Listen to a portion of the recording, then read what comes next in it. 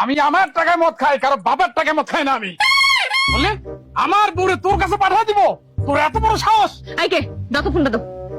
তোর এত বড় সাহস তুই আমারে তোর বাড়িতে ডাকস? এই আমার জামাই মদ খাইবো, জুয়া খেলবো, সব করবো, এখন থেকে প্রতিদিন করবো। তুই কি হ্যাঁ বেয়াদব, এখন থেকে না আমার ফোনে ফোন দিবি না? এই ফোনে কোনো ফোন দিয়ে আসে না। ধরো, কি ছিল এটা? আরে তোমার বাবা ফোন দিছিল।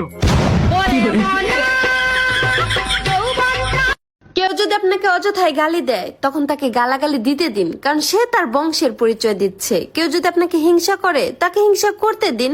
একটা মানুষ আপনাকে তখনই হিংসা করবে যখন সে আপনার স্থানে পৌঁছাতে চায় কিন্তু পারে না। আচ্ছা ভাবি, শুনছি আপনি বাসায় নাকি একা থাকেন, তাই একা থাকতে ভয় লাগে না? না ভাই, তেমন একটা ভয় পাই না, তবে মাঝে মাঝে একটু ভয় লাগে। বলেন কি, তাই নাকি? তা কিসের ভয়? মাঝে মাঝে আপনার ভাই যখন হঠাৎ করে চলে আসে তখন ভয় পায়। এই পৃথিবীতে কিছু কিছু স্বামী আছে যারা কিনা নিজেদের স্ত্রীকে মানুষ বলে মূল্যায়নই করে না। তারা এটা চিন্তা করে যে স্ত্রী হচ্ছে আমার ঘরের বউ, আমার টাকায় চলে, আমারটা খায়, তাকে কেন আমি তেল মেরে চলবো। আর এইসব চিন্তা ভাবনা যেসব পুরুষ মানুষ করে ওই সংসারের জীবনেও সুখ হয় না।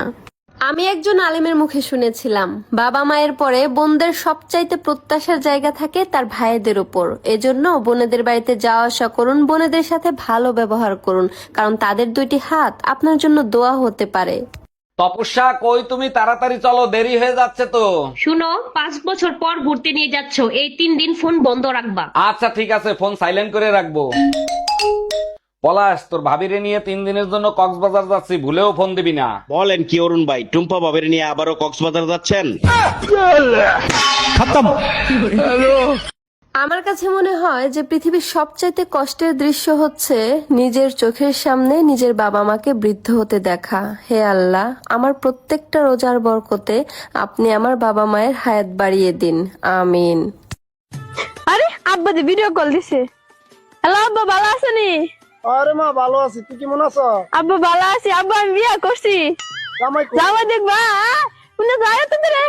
আব্বা ভিডিও কল দিছে। আব্বা ভালো আছেন? ও বাবা ভালো আছি, তুমি ভালো আছো? হ্যাঁ ভালো আছি। বাবা তুমি কি হরতে অনে? আমি ইঞ্জিনিয়ার। দেখছো আব্বা? ওরে মা, অতদিন একটা কামের কাম করছস, গতবার তো গেছিলি গে লিস্টে হলো লগে ফলায়া, ওখানে ইঞ্জিনিয়ারের লগে গেছো। আমি পারি না আর পারি না। ঠান্ডা মাথায় দুজনে মিলে কথা বললি যে কোনো সমস্যার সমাধান করা যায়। আমার যদি কোনো ব্যবহার তোমার খারাপ লেগে থাকে তুমি আমারে বলতে পারো, আমি নিজেরা শুধরে নেওয়ার চেষ্টা করবা না। তুমি ভেবে বলছো তো? আমি বলবো। আরে হ্যাঁ তুমি বলো। তুমি রাগ করবা না তো?